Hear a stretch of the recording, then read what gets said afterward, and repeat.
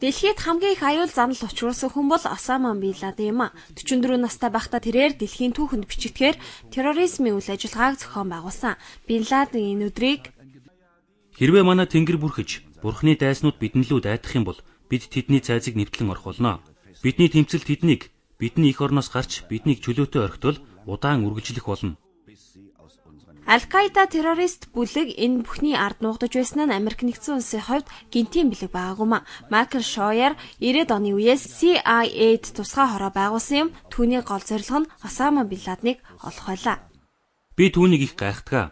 Тэр миний хувьд энэ ажлыг хийж байх хугацаанд хамгийн их эрен сурвалжлагдсан төвөгтэй байсан дайсны нэг. Түүнийг шууд буудан алах хэрэгтэй. Учир нь тэр Америкийн түүхэнд хар тол бүлдээсэн. 80-ад оны үед Осама бин Ладен Америк нэгдсэн улсын дэмжлэгтэйгээр Орос улсын эсрэг тэмцэж байсан. Афганистаны дараа түүнд бүхэл зүйл боломжгүй санагдсан юм. Оросын дайны дараа дайдах нь бин Ладны хувьд сүүлчийн зорилго болсон байна. Энгийн аргаар хүч хэрхийлэг ялж чадах юм байна. Дэлхийн хамгийн том цэргийн хүчийг бид дарлаа.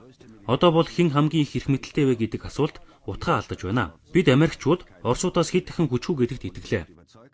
1991 онд бин Ладен Судан улс руу дөрвжээ. Тэндээс хувийн нисдэг тэргээр Афганистан руу ойр хойрхон очдог байсан байна. Тэд лалын хит даврагсдыг санхүүгээр тэгтгдэг байсан юм а. Тэр үеийн Судан улс дахь Америк нэгдсэн улсын элчин сайд анхудаа Суданы ерөнхийлөгчтэй бин Ладны тухай ярилцаж байжээ.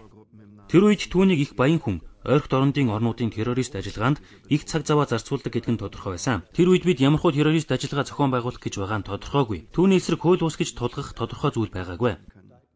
1996 онд бин Ладен Судан улсаас хөөгдөн гарчээ. Харин түүнийг Америк нэгдсэн улсад нийлүүлэх тал дээр Америкийн тал татгалцсан байна. Тэр үед Суданы засгийн газраас Клинтонд нууц албаныхныг Судан улсад ирж тагнуулахыг зөвшөөрч байсан байна.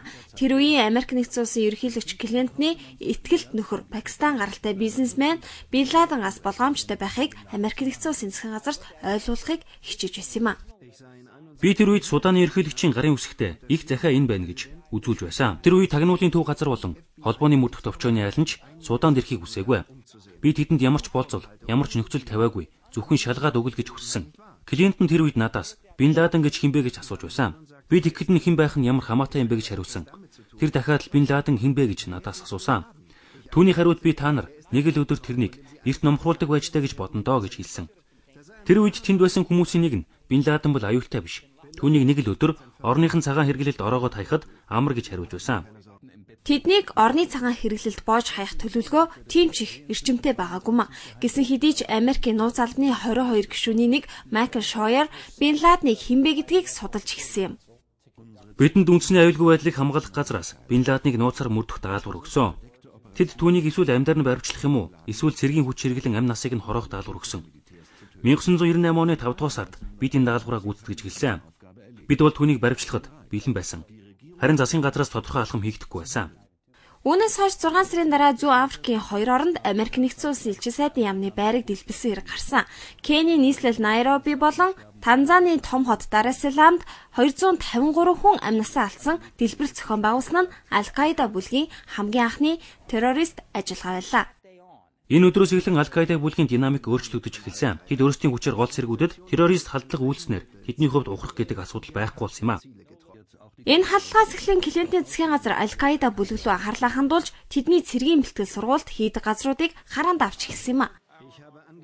Би Судан болон Афганистанд байгаа террорист ажиллагааны цэргүүдийг агаараас бөмбөгдөх ажлыг цэргийнхэндээ даалгавар болгож байна. Америк нэгдсэн улсаас агаараас бин Ладны гол цэгүүдэд цохилт өгсөн нь амжилтгүй болж энэ үеэр бин Ладен амьд гарч чадсан. Америк нэгдсэн улсын дайралтын дараа бин Ладен өөрийн хамсаатангуудын хамт хэвлэлийн урал зохион байгуулж энэ үеэрээ Америк нэгдсэн улстай дайн зарлснаа мэдгдсэн байна. Америк нэгдсэн улс Египт болон Арабын бусад орны дэмжлэгтэйгээр бусад руу дайрах ямар ч эрх байхгүй. Энэ хооронд Америкийн тагнуулын төв газар бин Ладны талаар хангалттай мэдээ цуглуулсан хэвээр байсан ч Америк нэгдсэн улсын засгийн газар дөрвтэй шийдвэр гаргахгүй хэвээр байсан юм а.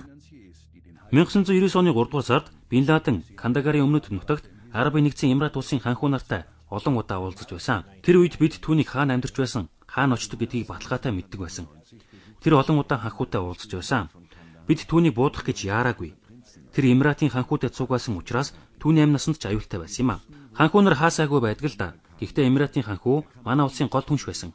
Харин би сүүлд нь манай улсын засгийн газар Эмират улсад 8 тэрбум долларын үнэтэй 16 байлдааны онгоц зарсныг мэдэж авсан юм а. Үүнээс хойш 2 жилийн дараа Осама Бин Ладен зорилгодоо хүрч Америк нэгдсэн улсыг чочроосон террорист ажиллагаагаа үйлдсэн байдаг юм а. Der verhasste Gegner scheint besiegt.